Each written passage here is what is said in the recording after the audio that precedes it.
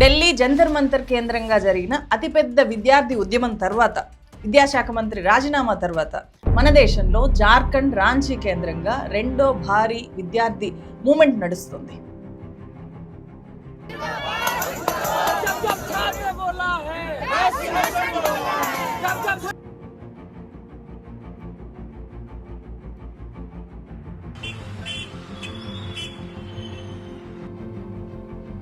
దాని గురించి పూర్తిగా తెలుసుకునే ముందు ఈ వీడియో ఒక్కసారి చూడండి.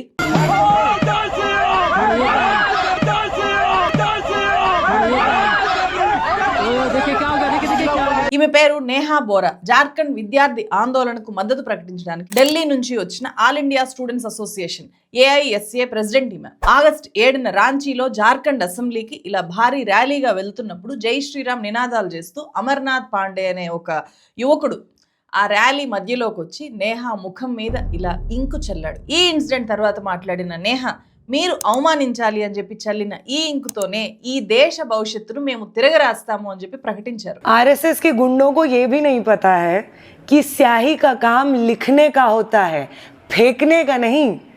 आप क्या छात्रों के समर्थन में बैठेंगे अगर आपको ये डिफरेंस भी नहीं पता है? आप अगर ये सोचते हैं कि स्याही फेंक करके आप मुझे डरा देंगे या उन महिलाओं को डरा देंगे जो मेरे आसपास खड़े होकर के अपनी राजनीति को सही साफ शब्दों में कह रही थी, अपने बेहतर भविष्य और शिक्षा व्यवस्था की मांग को सही सटीक शब्दों में कह रही थी, तो ये आपकी सबसे बड़ी गलती होगी. जो तानाशाह होता है वो सबसे ज़्यादा डरपोक होता है. हम जो संघर्ष में मानते हैं, हमारे हौसलों की कोई सीमा नहीं होती. జార్ఖండ్ లో అధికారంలో ఉండేది బీజేపీ కాదు, జార్ఖండ్ ముక్తి Morcha, Indian national Congress, Rashtriya Janata Dal RJD, CPI liberation పార్టీల అలయన్స్ గవర్నమెంట్ అక్కడ అధికారంలో ఉంది. కాక్రోచ్ జనతా పార్టీ చేపట్టిన నీట్ మూవ్మెంట్ లో పూర్తి స్థాయిలో డైరెక్ట్ గా పార్టిసిపేట్ చేయకపోయినా ఇండైరెక్ట్ గా మాత్రం పూర్తి స్థాయిలో మద్దతు తెలిపింది కాంగ్రెస్ పార్టీ. పార్లమెంట్ లో కూడా పోరాడిన కాంగ్రెస్ పార్టీ ఆ స్థాయిలో జార్ఖండ్ విద్యార్థి ఉద్యమాన్ని పట్టించుకోవట్లేదు. ఈ విమర్శల తర్వాత రాహుల్ గాంధీ స్పందించారు.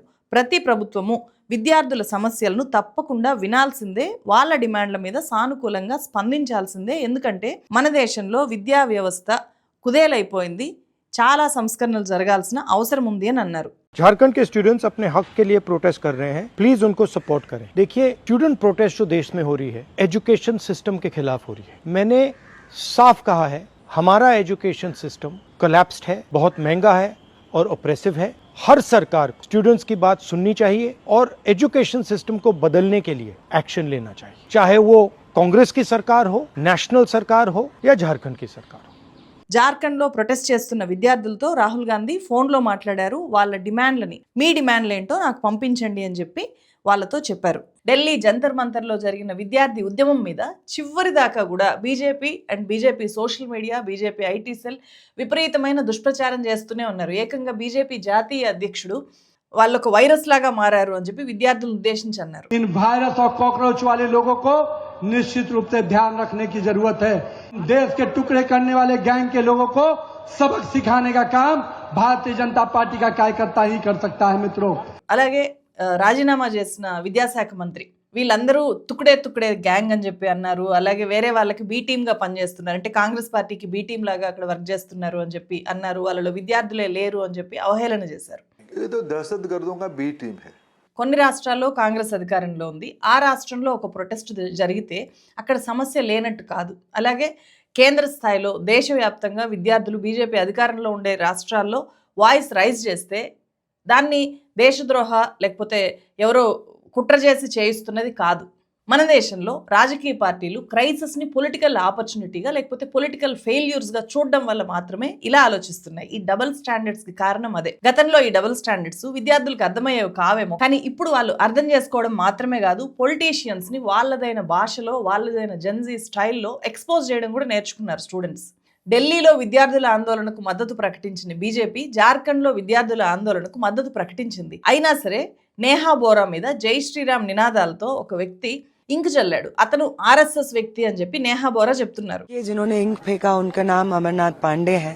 26 साल के वो व्यक्ति हैं, हजारीबाग में रहते हैं, आरएसएस के मेंबर हैं, हिंदी ऑनर्स पढ़ रहे हैं विनोबा भावे विश्वविद्यालय से। కారణము నేహా మీద అతనికి ఉండే కోపం. ఎందుకంటే ఆమె జంతర్ మంతర్ స్టూడెంట్ ప్రొటెస్ట్ లో సోనం వాంగ్చుక్ తో పాటు నిరాహార దీక్ష చేశారు. అభిజిత్ దీప్కే ఇండియాకి వచ్చి ఫస్ట్ ఎప్పుడైతే సిజేపీ ప్రొటెస్ట్ ఆన్ గ్రౌండ్ స్టార్ట్ చేశారో జూన్ 6వ తేదీ, ఆ రోజు అభిజిత్ దీప్కే పక్కన ఈ నేహా ప్రొటెస్ట్ లో పార్టిసిపేట్ చేశారు. బీజేపీని నేరుగా ప్రతిసారి ఆమె విమర్శిస్తూనే ఉన్నారు. ఆమె ఐడియాలజీ అట్లాంటిది. ఆమె కమ్యూనిస్ట్ బ్యాక్గ్రౌండ్ స్టూడెంట్ ఆర్గనైజేషన్ కి ఆమె ప్రెసిడెంట్ అండ్ ఆమె తల్లిదండ్రులు బీజేపీ సపోర్టర్స్ అని చెప్పి ఆమె గతంలో ఒక ఇంటర్వ్యూలో చెప్పారు. ఆమె మాత్రం కమ్యూనిస్ట్ పార్టీ స్టూడెంట్ ఆర్గనైజేషన్ ఏఐఎస్ఏలో ఉన్నారు. సో ఈ కారణంగానే అంటే వాళ్ళ పేరెంట్స్ ఐడియాలజీ వేరు, ఆమె ఐడియాలజీ వేరుగా ఉండడం వల్లనే ఆమె కుటుంబానికి కూడా దూరమై బయటకు వచ్చేసాను అని చెప్పి బర్కాదత్కి ఇచ్చిన ఇంటర్వ్యూలో చెప్పారు. Tell your parents are BJP supporters? Yeah. Yeah? So how did your parents react to your very distinct chosen path? So I think they reacted very badly, as all parents Really? would do. Yeah, really? yeah. Like not just, okay, your view is yours, our view is ours? No. I think my disagreement with my family has been there for a very long time. It was not just here in the protest against paper leak. I started being political in my second year of undergrad, I think. I was studying in DU, Aurobindo College. And my politics started going more and more towards the left. And so it became, of course, a source of great disagreement. And disagreement to Like serious disagreement beyond just dining table debates? Yeah. Like disagreement to the point of fracture. July 25న కేంద్ర విద్యాశాఖ మంత్రి ధర్మేంద్ర ప్రధాన్ రాజీనామా చేసిన రోజే జార్ఖండ్ రాంచీలో విద్యార్థుల ఉద్యమం మొదలైంది. Jharkhand public service commission JPSC and Jharkhand staff selection commission JSSC పరీక్షల్లో జరిగిన అవకతవకలు, పేపర్ లీకేజీలకు వ్యతిరేకంగా రాంచీ జైపాల్ సింగ్ ముండా స్టేడియము మరో జంతర్ మంతర్ లాగా మారింది. సోనం వాంగ్చుక్ ఎలాగైతే ఆమరణ నిరాహార దీక్ష చేశారో అలాగే రాంచీలో జార్ఖండ్ లోక్ తాంత్రిక్ క్రాంతి మోర్చా నాయకుడు దేవేంద్రనాథ్ మహతో ఆగస్టు 2 నుంచి ఆమరణ నిరాహార దీక్ష కూర్చున్నారు. ఆయన్ని సోనం వాంగ్చుక్ 2.0గా పిలుస్తున్నారు. నీళ్లు కూడా దాక్కుండా నిరాహార దీక్ష చేపట్టిన మహతోకి సోనం వాంగ్చుక్ వీడియో కాల్ చేసి నీళ్లు తీసుకోవచ్చు, నీళ్లు తీసుకున్నంత మాత్రాన అది ఆహారంతో సమానం కాదు అని చెప్పిన తర్వాత ఆయన నీళ్లు తీసుకోవడం మొదలుపెట్టారు. ఇప్పుడు కేవలం వాటర్ తీసుకుంటూ ఆయన ఆమరణ నిరాహార దీక్షను కొనసాగిస్తున్నారు. జార్ఖండ్ నలుమూలల నుంచి వేలాది మంది విద్యార్థులు రాంచీ జైపాల్ సింగ్ ముండా స్టేడియంకి వచ్చి దాన్ని ఒక మహోద్యమంలాగా మారుస్తున్నారు. విద్యార్థుల క్రౌడు, ఆ విజువల్స్ని సోషల్ మీడియాలో చూస్తే జార్ఖండ్లో ఇంత పెద్ద ఉద్యమాన్ని ఈ మధ్య కాలంలో ఎవరూ చూసి ఉండరు. అంటే జంతర్ మంతర్ మూమెంట్ తర్వాత రెండో భారీ విద్యార్థి ఉద్యమానికి జార్ఖండ్ ఇక్కడ వేదికైంది. ఎక్కడా కూడా రాజకీయ నినాదాలు కానీ రాజకీయ జెండాలకు కానీ విద్యార్థులు తావు ఇవ్వకుండా ఇదొక వినూత్నమైన పోరాటంలాగా ఎలాగైతే సిజేపీ చేసిందో దానికి కొనసాగింపులాగా వీళ్ళు ఇక్కడ అన్ని జాగ్రత్తలు తీసుకుంటున్నారు. అండ్ వివాదాస్పదంగా సిజేపీ వేదిక మీద వివాదాస్పదంగా కొంతమంది మాట్లాడిన మాటల్ని పదే వైరల్ చేశారు BJP IT cell and social media. So అలాంటి వివాదాస్పదమైన వ్యాఖ్యలకు కూడా తావు ఇవ్వకుండా జార్ఖండ్లో విద్యార్థులు జాగ్రత్తలు తీసుకుంటున్నారు. కాన్స్టిట్యూషన్ మార్చు, తిరంగా మార్చు, టార్చ్ లైట్ మార్చు ఇట్లా భిన్నమైన పద్ధతుల్లో విద్యార్థులు పరీక్షల నిర్వహణ విధానంలో మార్పు కోసం ఇప్పుడు అక్కడ పోరాటం చేస్తున్నారు. हम लोग इतना पीड़ित हैं कि हम बता नहीं सकते हैं. कभी भी नेशनल न्यूज ने हम लोग को इतना बढ़ाया ही नहीं. ये देश झारखंड सिर्फ खनिजों के लिए बनाया गया है क्या? हम लोग को चाहिए कि इस देश के सारे जो नेशनल न्यूज वाले हैं वो आए, दिखाए झारखंड का क्या परिस्थिति है, क्या बना के रखे हैं, कैसा बनाना चाहते हैं. जिस राज्य ने सबको उजाला किया, उस राज्य में इतना अंधेरा है कि उसको देखने वाला कोई नहीं है. यही हमारा व्यवस्था है. వాళ్ళ డిమాండ్లు నెరవేర్చకపోతే ఆగస్టు 10వ తేదీ అంటే రేపు జార్ఖండ్లో రాష్ట్ర అసెంబ్లీ ముట్టడికి విద్యార్థులు పిలుపునిచ్చారు. ఏంటి వాళ్ళ డిమాండ్లు? 14వ జేపీఎస్సీ ప్రిలిమ్స్ పరీక్ష అలాగే వివాదాస్పదమైన రిక్రూట్మెంట్లన్నింటినీ కూడా తక్షణమే రద్దు చేయాలి. పరీక్షల నిర్వహణలో జరిగిన అవినీతి మీద సిబిఐ అండ్ ఈడీతో ఎంక్వైరీ చేపించాలి. జేఎస్ఎస్సీ అలాగే జేపీఎస్సీ పరీక్షల వ్యవస్థలో పూర్తి స్థాయిలో సంస్కరణలు తీసుకురావాలి. ఇవి వాళ్ళు ప్రధానంగా చేస్తున్న డిమాండ్స్. జంతర్ మంతర్ ఆందోళనకి వచ్చినంత స్పందన సోషల్ మీడియాలో జార్ఖండ్ విద్యార్థుల ఉద్యమానికి అంత పెద్ద స్థాయిలో రాకపోవచ్చు. ఇక్కడ ప్రధానమైన తేడా ఏంటి అంటే అది నీట్ కేంద్రంగా జరిగిన ఉద్యమం.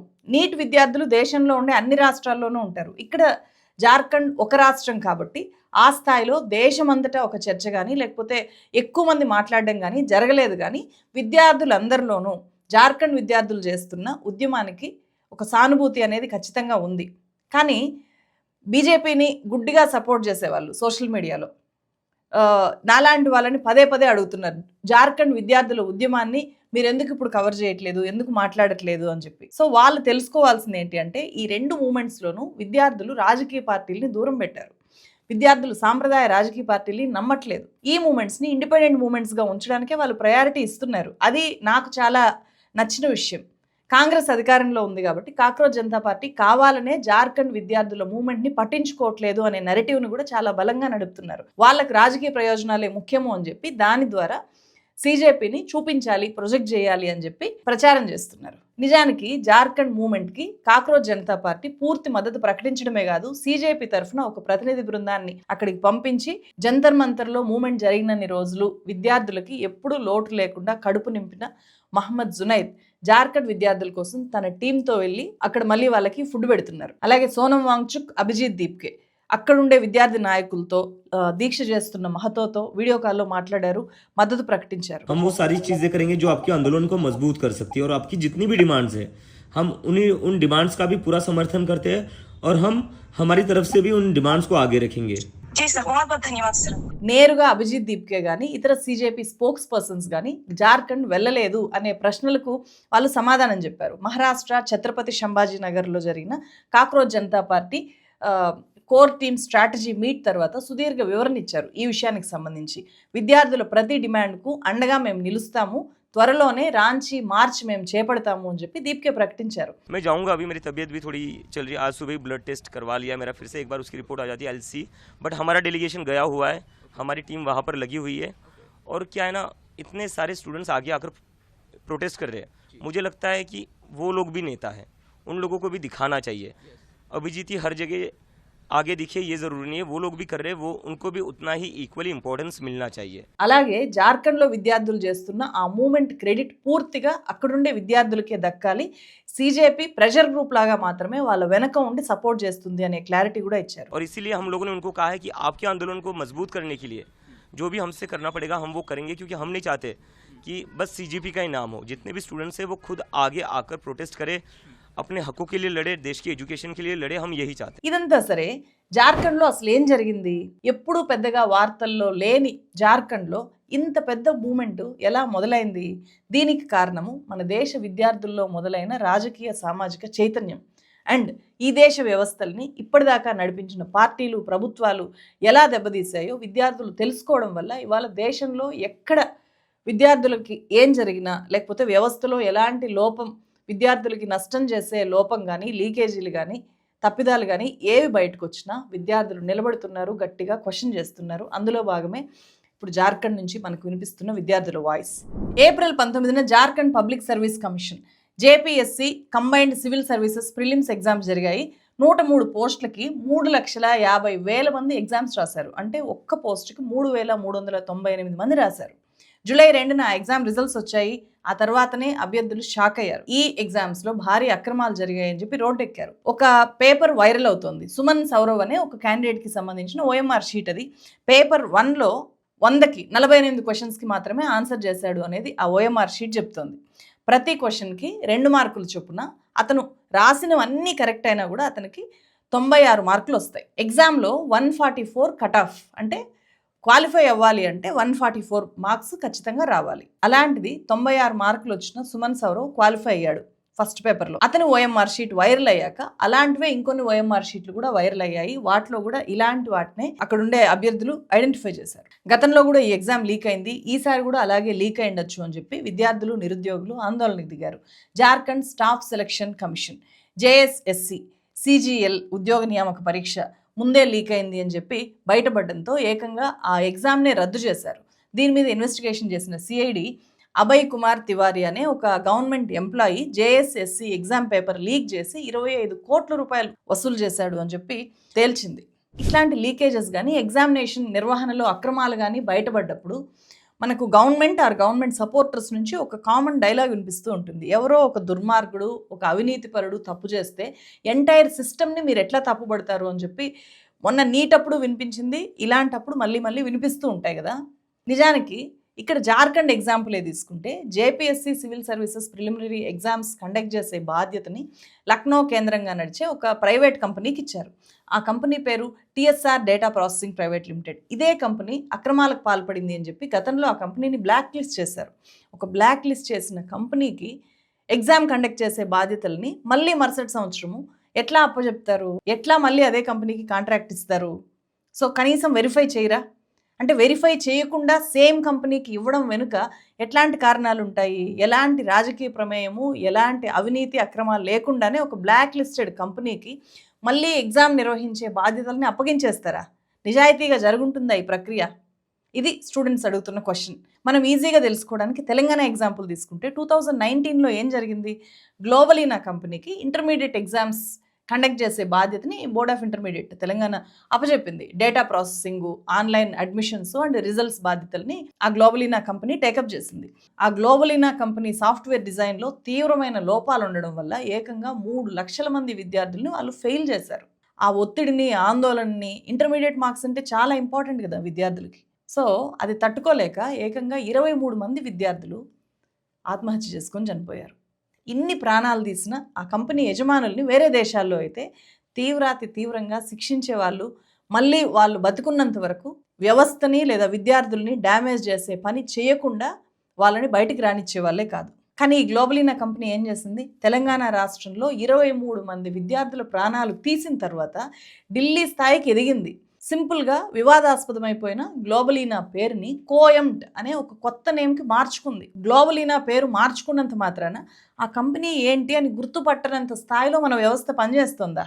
అంటే పేరు మార్చుకుంటే చాలు, పాత మందుని కొత్త సీసాలో పోయడమంటారు కదా, అట్లా పోస్తే చాలు మొత్తం మారిపోతుంది అని చెప్పి టెండర్లు అప్పగించేస్తున్నారు. ఏమాత్రం చెక్ చేయకుండా అప్పచెప్పేస్తున్నారు అని అనుకోవాలా? లేకపోతే తెర వెనుక వ్యవహారాలు, భారీ స్థాయిలో అవినీతికి పాల్పడి ఇట్లాంటి టెండర్లు కేటాయిస్తున్నారు అని అనుకోవాలా? పేరు మార్చుకున్న అదే గ్లోబలీనాకు సిబిఎస్ఈ 2026 బాధ్యతల్ని అప్పచెప్పడం వల్ల మళ్ళీ లక్షలాది మంది విద్యార్థులు దేశవ్యాప్తంగా నష్టపోయారు. ఎందుకు? విద్యార్థుల జీవితాలు అంటే విలువ లేకుండా ఒకరి ఆన్సర్ షీట్ బదులు ఇంకొక ఆన్సర్ షీట్ని అప్లోడ్ చేసేసారు. వాళ్ళు చేసిన అప్లోడ్స్ బ్లర్గా ఉన్నాయి అని చెప్పి కరెక్షన్స్ చేసే వాళ్ళకి చాలా ఇబ్బంది అయింది. చాలా మార్కులు వాళ్ళు తక్కువ వేయడము, సరిగా కరెక్షన్ చేయకపోవడము జరిగింది. ఫైనల్గా విద్యార్థులు ఎక్కువ మంది ఫెయిల్ అయ్యారు.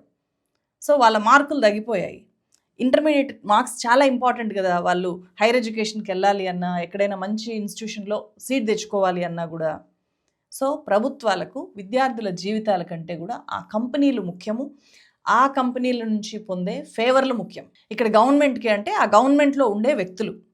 ఇలాంటి సమస్యలకు పరిష్కారము బలమైన చట్టాలు అస్సలు కాదు. ఈ సమస్యలు ఉత్పన్నం కాకుండా సిస్టమ్ని రిపేర్ చేయడం కావాలి. ఇలాంటివి జరగకుండా చూడగలగాలి. జస్ట్ 2 years బ్యాకే యాంటీ పేపర్ లీక్ చట్టాన్ని తెచ్చింది కేంద్ర ప్రభుత్వం. అప్పుడు నీట్ లీకేజీలు జరిగినప్పుడు. సో నీట్ విద్యార్థుల రీసెంట్ ఆందోళన తర్వాత ఆ చట్టాన్ని ఇంకా బలోపేతం చేస్తాము, ఇంకా కఠినమైన శిక్షలు వేస్తాం మేము అని చెప్పి మళ్ళీ సవరణ చేశారు. సో అప్పుడు సవరణ చేశారు కదా, ఆ తర్వాత మళ్ళీ ఎందుకు లీక్ అయింది? మళ్ళీ లీక్ అయింది అంటే లోపం చట్టంలో కాదు కదా, ఆ చట్టాన్ని నడిపించే వాళ్ళలో కదా లోపం ఉంది. ఎగ్జామ్స్ని కండక్ట్ చేస్తే ఇన్స్టిట్యూషన్స్లో కదా లోపం ఉంది, ఎన్టీఏలో కదా లోపం ఉంది. విద్యార్థులు కోరుకునేది బలమైన చట్టాలు అస్సలు కాదు, లీకేజీలకు ఆస్కారమే లేని బలమైన వ్యవస్థ నిర్మాణమే ఇప్పుడు కోరుకుంటున్నారు.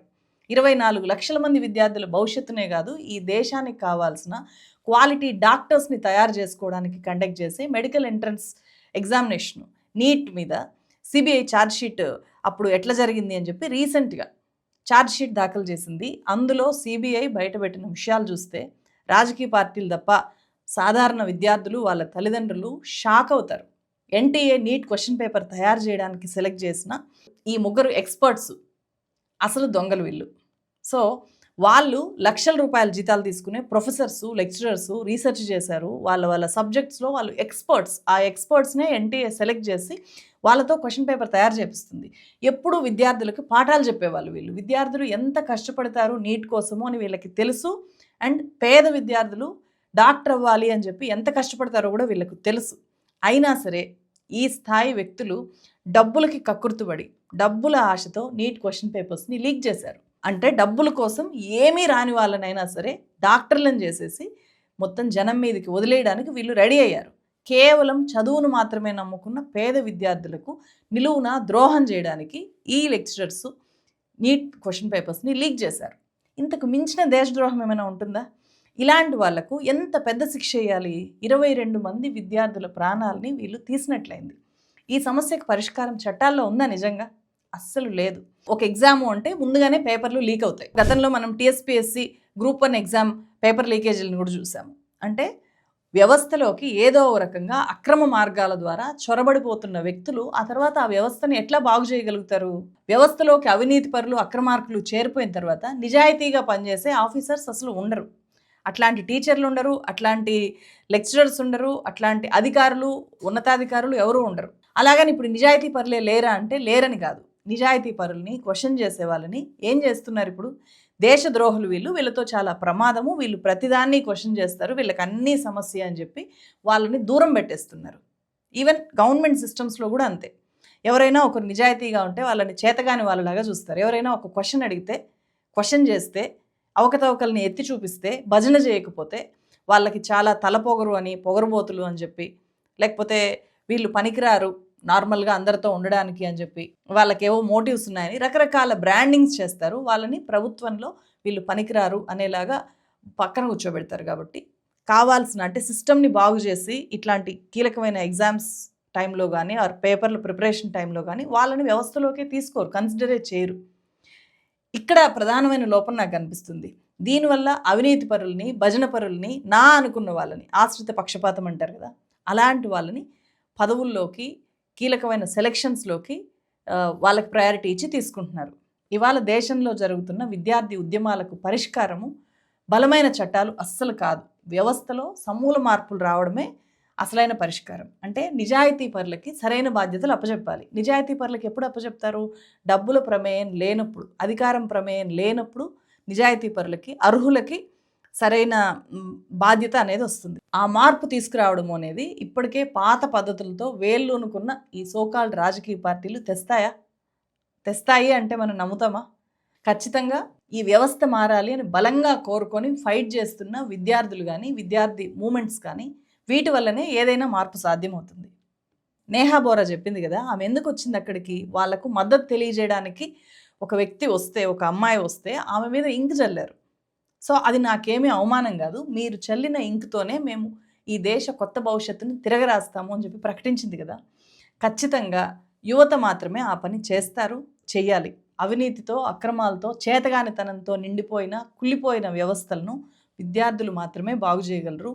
విద్యార్థులకు మాత్రమే ఆ శక్తి ఉంది అని చెప్పి నాకు అనిపిస్తుంది. మీకేమనిపిస్తుంది? మీ అబ్జర్వేషన్ ఏంటి? కామెంట్ చేయండి అండ్ ఈ వీడియోని ఎక్కువ మందికి షేర్ చేయండి. మరో వీడియోతో మళ్ళీ కలుస్తాను. Thank you so much. अगर कोई भी देश आगे है तो वो सिर्फ और सिर्फ स्टूडेंट्स की वजह से है, सिर्फ और सिर्फ यूथ की वजह से है। आज ये आप देखें, आज ये पार्क्स हैं, गाड़ियां हैं, घर हैं, ये कौन बना रहे हैं? स्टूडेंट ही ना बना रहे हैं। So that's the thing. और जितने भी आप सीट्स की बात किए हैं, तो सबको बराबर का हक मिलना चाहिए, सबको बराबर की सीट्स मिलनी चाहिए, सबको बराबर का एजुकेशन मिलना चाहिए।